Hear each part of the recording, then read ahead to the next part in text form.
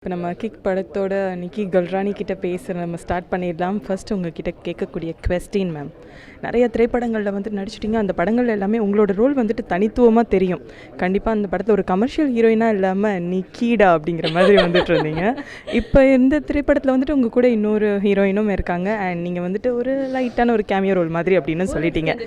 Okay, இந்த படத்தில் என்ன மாதிரியான உங்களோட கதாபாத்திரம் பற்றி கொஞ்சம் விரிவாக சொல்லுங்கள். வெல், இந்த மூவியில் வந்து ஃபர்ஸ்ட் ஆஃப் ஆல் கிக் வந்து ஒரு out and out family entertainer படம்னு சொல்லலாம். அண்ட் ராஜேஷ் சார் படம் அந்த அந்த பாயிண்ட் அந்த இது வந்த அப்புறம் எல்லாருக்கும் தெரியும், ஓகே இது ஒரு மாதிரி காமெடி இருக்கும், ஒரு மாதிரி ஹியூமர் இருக்கும். ஸோ இந்த படத்துலேயும் அது எல்லாமே காமெடி, ஹியூமர், டைமிங், ஃபன் எல்லாமே இருக்குது.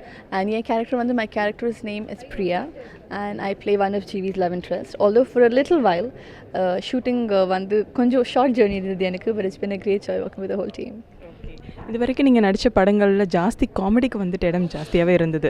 உங்களை வந்துட்டு ஒரு ஆக்சுவலி அதே மாதிரி இப்போ முழு நீள காமெடி திரைப்படத்தில் ஒரு ஹீரோயினுக்கு மட்டும் முக்கியத்துவம் கொடுத்து எடுத்திருந்தா நீங்கள் என்ன மாதிரி வந்துட்டு உங்களோட கதாபாத்திரத்தை ஏற்று நடிப்பீங்க? It depends. I mean, even நீங்கள் சொல்ல மாதிரி if it's a heroine oriented comedy film, it depends. Audiences எப்படி பிடிக்கும். First of all, நான் ஒரு ஃபில்ம் செலக்ட் பண்ணி அது அக்செப்ட் பண்ணுறது, when I'm listening to a story, நான் ஒரு ஆடியன்ஸாக கேட்குறேன், ஒரு ஆக்டராக கேட்க மாட்டேன். ஒரு கதை கேட்குறப்போ, ஒரு ஸ்டோரி கேட்குறப்போ, ஒரு ஸ்கிரிப்ட் கேட்குறப்போ, ஸோ எனக்கு ஆடியன்ஸ் அது பிடிச்சிருந்தா நான் போய் பண்ணுறேன்.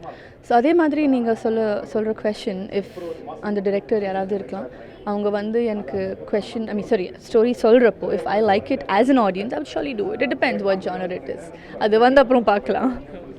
ஃபர்ஸ்ட் ஃபிலிமில் வந்துட்டு கொஞ்சம் ஹாரராக டெரிஃபிக்காலாம் வந்துட்டு நாங்கள் நிக்கியை பார்த்தோம். அடுத்து வந்து போலீஸ் ஆஃபீஸராக கூடலாம் நிறைய படங்களில் பார்த்துட்டோம். அடுத்தடுத்து என்ன மாதிரியான கதாபாத்திரங்கள் சூஸ் பண்ணணும்னு உங்களுக்கு வந்துட்டு ஆம்பிஷனில் இருக்குது? வெல், நான் எப்போவும் கொஞ்சம் டிஃப்ரெண்ட்டாக பண்ணணுன்னு எனக்கு அந்த ஃபீலிங் எப்போவும் இருக்கும். அண்ட் ஆல் மை மூவிஸ் நீங்கள் பார்த்துருப்பீங்க, ஒரு கேரக்டருக்கு அடுத்த மூவி வர கேரக்டருக்கு சம்மந்தமே இருக்காது. பேயாக வரேன், சடன்லி ஒரு டாம்பாயாக வரேன், ஒரு ஜேர்னலிஸ்ட்டாக வரேன், அண்ட் தென் போலீஸாக வரேன். So it's all very different. I like that variety, I like that change. So அடுத்ததும் அன்பிரடிக்டபிளாக டிஃப்ரெண்ட்டாகவே வரும். அடுத்தடுத்து என்ன மாதிரியான ப்ராஜெக்ட்ஸ் பண்ணிகிட்ருக்கீங்க? வெல், இப்போ kick is up for release in the 10th of November. அதுக்கப்புறம் there's மட்டு சிவா கேட்ட Siva with Lawrence Master, there's நெருப்பிடா with Vikram Prabhu, there's மரகத நாணயம் with Adi, there is Kee with Jiiva, and then there is Hara Hara Mahadev ki with Gautham Karthik.